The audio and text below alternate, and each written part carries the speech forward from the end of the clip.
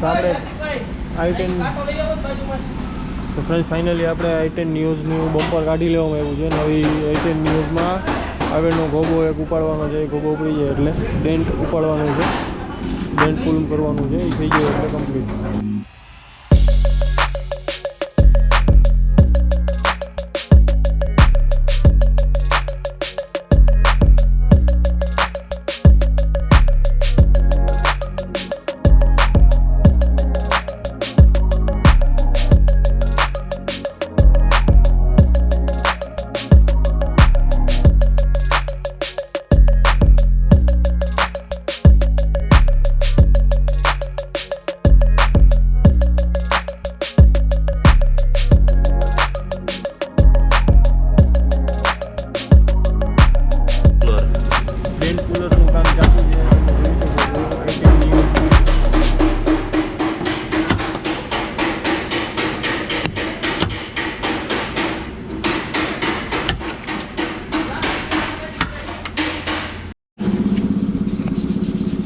Finally આપણે i10 ન્યૂઝની અંદર ડેન્ટફુલનું કામ થઈ ગયું છે.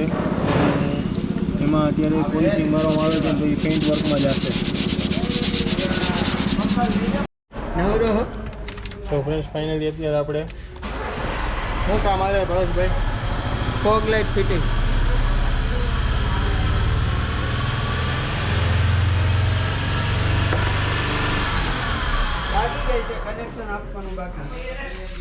ફોગ લાઇટ ફાઇનલી લાગી ગઈ છે અને હવે એમાં કનેક્શન આપવાનું બાકી છે. કનેક્શન લાગશે તો આઈ થિંક કલર પણ થઈ જશે. રાપી ભરી દેવામાં આવી છે કમ્પ્લીટ અને હવે એમાં પોલિશ મારીને પેઇન્ટ મારવામાં આવશે.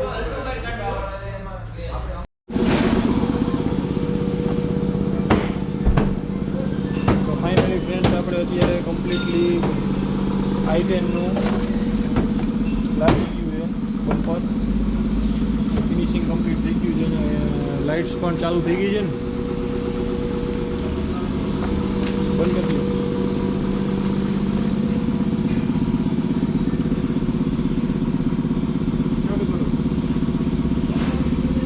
તમે જોઈ શકો છો કેટલો પ્રકાશ ફેંકે છે.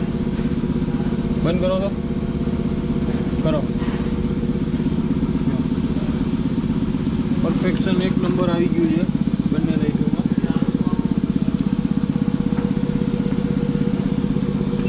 ફાઇનલી રિઝલ્ટ ડન થઈ ગયું છે.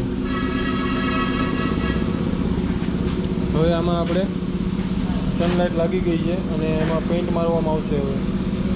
હવે જોઈ શકો છો સનલાઇટ પરફેક્ટ રીતે લાગી ગઈ છે અને હવે એમાં એને પાલિશ મારીને પછી એમાં પેઇન્ટ મારવામાં આવશે. શું કરો ભાવેશભાઈ? હેડલાઇટ કટઆઉટ લૂમ ફિટિંગ ચાલે છે. શેનું હાલે છે? હેડલાઇટ કટઆઉટ લૂમ 55-65ના લેમ્પ પૈસે આપણે 120-150ના લેમ્પ કરશું.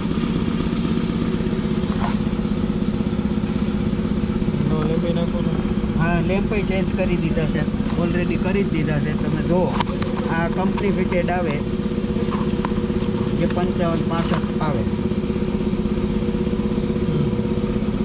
55-65-60 મતલબમાં હવે આપણે 120-150 કરવાનું. એની માટે આ કટઆઉટ લૂમ નાખવી પડે. એના માટે લૂમ નાખવી જરૂરી છે. વોલ્ટ કેપેસિટી મોટી કરવા માટે લૂમ જરૂરી છે. સપોઝ આપણે એ ન નાખી તો શું થાય? તો હોલ્ડર બળી જાય અથવા વાયરિંગ સળગવાનો કે ઓગળવાનો પ્રોબ્લેમ થાય. કંપનીમાં જે આપણે સોકેટ આવે છે મારેલા એ સોકેટ ઓગળી જવાનો પ્રશ્ન રહે ને. હા, કેમ કે વોટ કેપેસિટી વધારે થાય એટલે ગરમ થવાનો ચાન્સ વધારે રહે. એટલે ગરમ થાય એટલે હોલ્ડર ઓગાળે. એટલે નવું વાયરિંગ કરવું તમારા જરૂરી છે. જરૂરી છે. એકદમ હેવી વાયર થાય અને પ્લસ કટઆઉટ હોય. આમાં કટઆઉટ લાગશે. કટઆઉટ લાગશે તો જેના હિસાબે પાવરનો વધારો થાય. પાવરનો વધારો થાય ને લેમ્પમાં વધારે પ્રેશર ન પડે. નહીં, લેમ્પની પ્રકાશ કરવાની ક્ષમતા વધે કટઆઉટથી. પાવર ખેંચે અને વધારે પાવર આપે.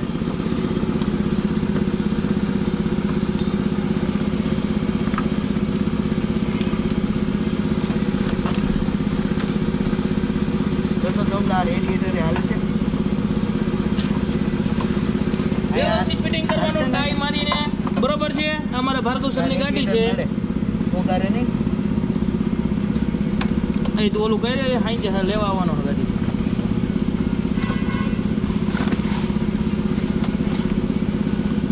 લેમ્પ સારી કંપનીના છે ને ભાવેશભાઈ હા સ્ટાન્ડર્ડ કંપનીનો માલ જોશે હો એને સમજાવ્યું હતું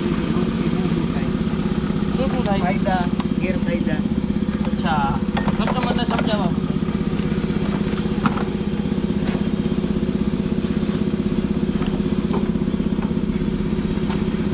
અને જ્યાંથી તમે ડબ્બો કાપો ને એની અંદર ને બહાર બે સાઈડ સિલિકોન મારવાની ભાવેશભાઈ બરોબર હા સિલિકોનથી શું થાય? સિલિકોનથી મોઇશ્ચર અંદર ન જાય લાઇટ ખરાબ ન થાય કસ્ટમર હાલો બાપુ હાલો તમારા જેવું કામ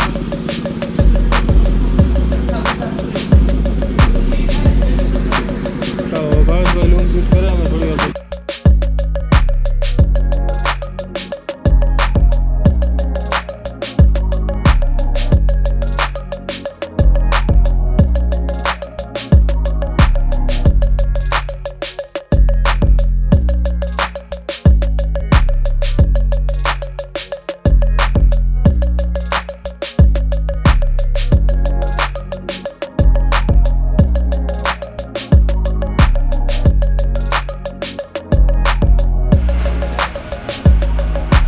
ફ્રેન્ડ્સ તમે જોઈ શકો છો અત્યારે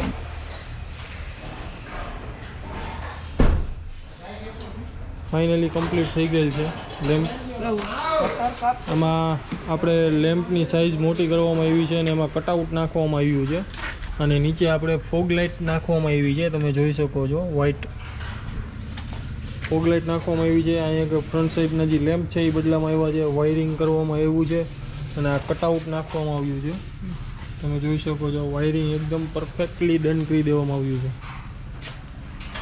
છે રેડી ને ચાલો હવે ગાડી ઓલ રાઈટ કમ્પ્લીટ થઈ ગઈ છે હવે ગાડીમાં પેઇન્ટ લાગી જાય એટલે ગાડી કમ્પ્લીટ ફ્રેન્ડ્સ આમાં આપણે જે ફોગ લાઇટ ફિટ કરવામાં આવી છે આપણે જે આમાં ફોગ લાઇટ ફિટ કરવામાં આવી છે આપણે એનું ફાઇનલી રિઝલ્ટ જોઈએ કેવું ફોગ લાઇટનું રિઝલ્ટ છે કરો તો ધીરજભાઈ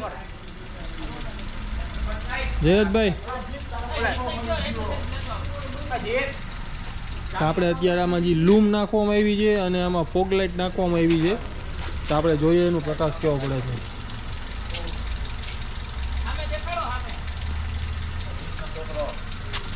જો આ ફોગ લાઇટનું જોવો તમે રિઝલ્ટ કેટલા લગી પહોંચે છે આ લૂમ આપણે જે નાખવામાં આવી છે હેવી વોલ્ટના આપણે જે લેમ્પ નાખવામાં આવ્યા છે આમાં તમે જોવો એનું રિઝલ્ટ બંધ કરી દો તો જો કરો હવે જોઈ શકો છો આ ફોગ લાઇટ છે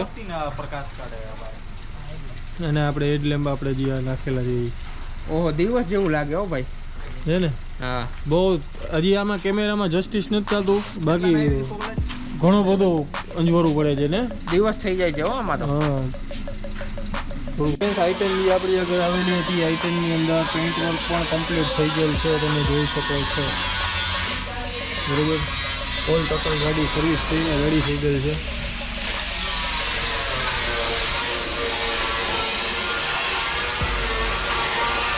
વોશિંગ થઈને ઓલમોસ્ટ બંધ થઈ ગયું છે great success.